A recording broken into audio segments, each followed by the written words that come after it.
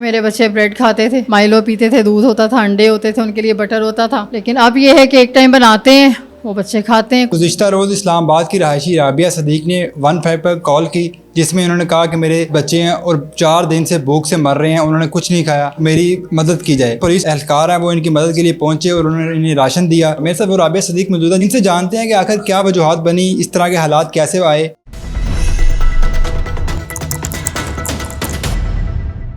राबिया, मुझे ये बताएं, आपने 15 पे कॉल क्यों की, क्या वजूहात? भाई एक्चुअली मैं कुछ दिनों से बहुत परेशान थी, बल्कि जब से मैं पाकिस्तान में आई हूँ मैं तब से ही कुछ ना कुछ फाइनेंशियली प्रॉब्लम्स में परेशानी फेस कर रही हूँ। ठीक है, तो अभी ये था कि मेरे पास पैसे भी नहीं थे और बच्चे मेरे भूख से बैठे हुए थे।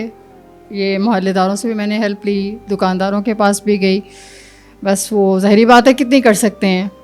फिर उसके बाद ये था कि मैंने 15 को कॉल्स बार बार की। मैंने कहा मेरी हेल्प के लिए आए कि मेरे बच्चे बैठे हुए हैं, डेफिनेटली वो पुलिस हैं, फ़ौरन पहुंचते हैं। तो ये भी एक ऐसा ही मामला था कि उनको पहुंचना चाहिए था कि कम से कम फौरी तौर पे इतना फूड तो प्रोवाइड करें कि बच्चों की लाइफ जो है वो सेव हो सके, सिक्योर हो सकें।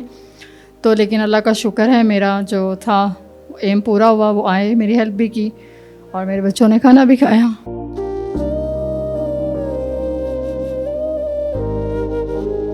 मुझे ये बताएं, आपके कितने बच्चे हैं और जब आपने कॉल की तो कितनी देर बाद पुलिस आपके पास पहुंची?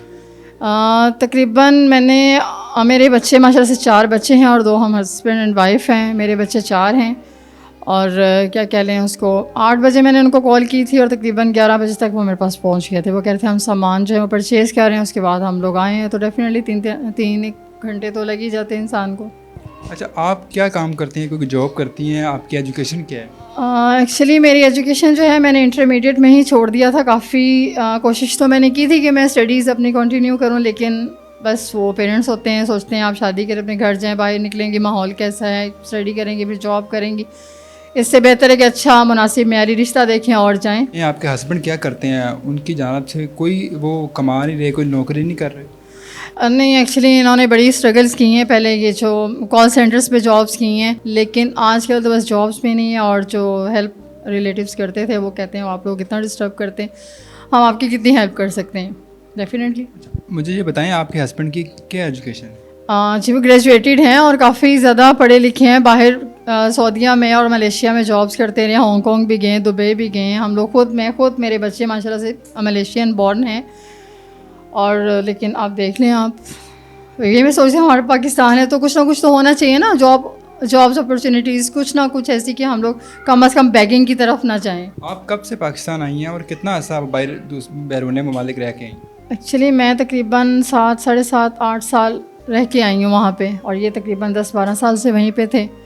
और बच्चे भी माशाल्लाह से 3 वहीं पे ही हुए हैं और एक मेरा यहाँ पे पाकिस्तान में डिलीवर हुआ है। तो आपने कोई नौकरी की तलाश नहीं की, कोई किसी काम करने की कोई कोशिश नहीं की? एक्चुअली मैं गई हूँ स्कूल्स वगैरह में, मैंने इवन देन कैंटीन्स जो होती हैं, चलें स्टडीज़ आपको पता है ना कि बच्चों को टीच करना है कोई आसान काम नहीं है ना, उनको क्वालिफाइड टीचर्स ही पढ़ाएं तो अच्छा है, जो वेल नॉलेज रखते हैं। तो मैंने कहा कुछ ना कुछ करके मैं बच्चों को भी साथ चले, मैं अकोमोडेट करती रहूँगी, बच्चों के साथ भी रहूँगी, सिक्योर रहेंगे ना बच्चे, जाना आना साथ जाते तो फिर आते हैं क्या फ़ायदा, वहीं पे स्टे किया 5 घंटे गुजारे, वापस आ गए। आप जिस घर में रह रही हैं, ये घर किराए का है या आपका अपना है? नहीं, एक किराए का घर है। कितना किराया देते हैं? 10,000। 10,000 इस घर का किराया, और आपके हस्बैंड भी नहीं कमा रहे, आप भी नहीं कमा रही, तो फिर गुजारा कैसे होगा?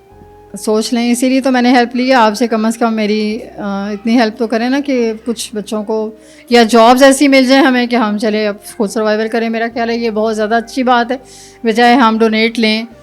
तो जॉब्स होंगी तो हम अच्छे तरीके से सर्वाइवल हमारा चलेगा, बच्चे भी पढ़ लेंगे, जो कि मेरी जो बहुत बड़ी टेंशन है। एक सारी बात है, कल को इन्होंने अपनी लाइफ सर्वाइवल करना है तो कैसे होगा? इनमें से कोई स्कूल भी जाता है? नहीं, कोई किसी को तालीम हासिल? किसी को नहीं। इवन देन हम गवर्नमेंट स्कूल्स जाने के लिए उनके यूनिफॉर्म्स हर चीज़ के लिए बैठे हैं। अभी फूड पूरा नहीं हो रहा तो एजुकेशन कैसे होगी? पहले आपके हस्बैंड, मुझे ये बताएं, कितना कमाते थे माहाना, और अब तो वो ज़ीरो पे हैं? अच्छा खासा, हम तकरीबन 1 लाख कमा लेते थे इवन देन मलेशिया में। आपकी सोच है, और कभी कभी इससे ज़्यादा कुछ, ज़ाहिर बात है कोई होते हैं ना आपके वीज़ाज़, आपकी इसकी हेल्प कर देते हैं, कोई कहीं कोई ऐसा काम कर लिया, किसी के साथ मिलके कोई काम कर लिया तो आपको अर्निंग हो जाती है जॉब्स के अलावा भी। अच्छा, मुझे ये बताएं, जब आपने कॉल की तो जो कॉल जो अटेंड कर रहा था पुलिस एहलकार, उनका क्या रिस्पांस था, कैसा रिस्पांस दिया उन्होंने? फिर जो डॉल्फिन एहलकार आए वो क्या क्या राशन में लेके? एक्चुअली जिनको मैंने कॉल्स की तो वो फीमेल्स थी। वो तो मैंने उनसे कहा है कि मतलब आप जॉब करती हैं, आपके पर्स में कुछ ना कुछ पैसे तो होंगे।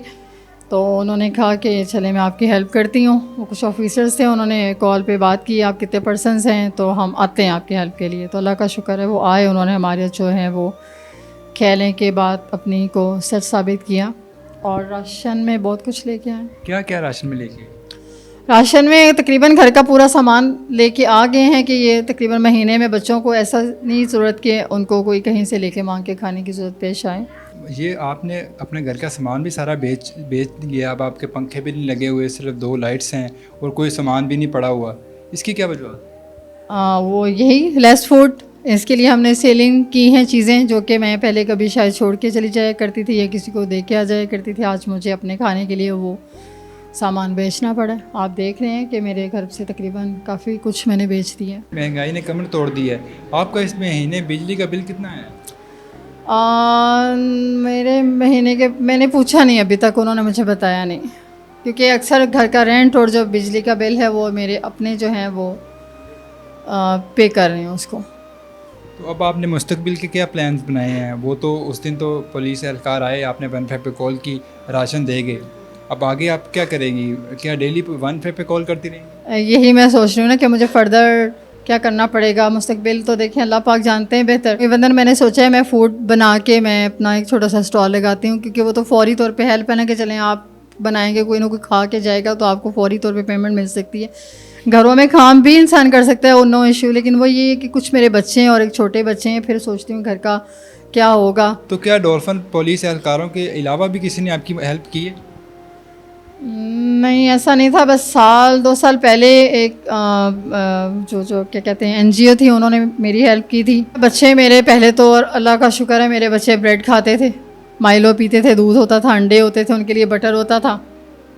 शाम को भी हम लोग अल्लाह का शुक्र है राइस दाल के साथ या चिकन के साथ हम लोग बच्चों को प्रोवाइड करते थे।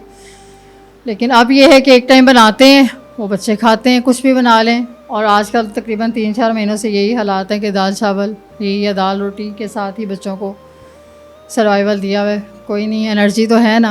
हुकूमत से मैं मुतालबा करना चाहूँगी कम से कम मेरे बच्चों को इतना फूड तो प्रोवाइड करें, या कोई जॉब ऐसी या कोई ऐसी हेल्प प्रोवाइड करें कि हमें किसी से लेना ना पड़े। बैगर्स तो हैं ही हैं पाकिस्तान में, अब हम भी बैगिंग में आएंगे तो आप खुद सोचें कि आप खुद पाकिस्तानी पढ़े लिखे हैं, मुस्लिम्स हैं। हाथ फैलाना बहुत बड़ी क्या कह लें कि हाथ फैलाना नहीं चाहिए। ये हदीस मुबारक भी हैं हुज़ूर पाक सल्लल्लाहु अलैहि वसल्लम की। तो इससे हमें ये सोचना चाहिए हुकूमत पाकिस्तान को कि बैगिंग से हट के इनकी ऐसी हेल्प करें कि ये अपनी मदद आपके तहत कर सकें।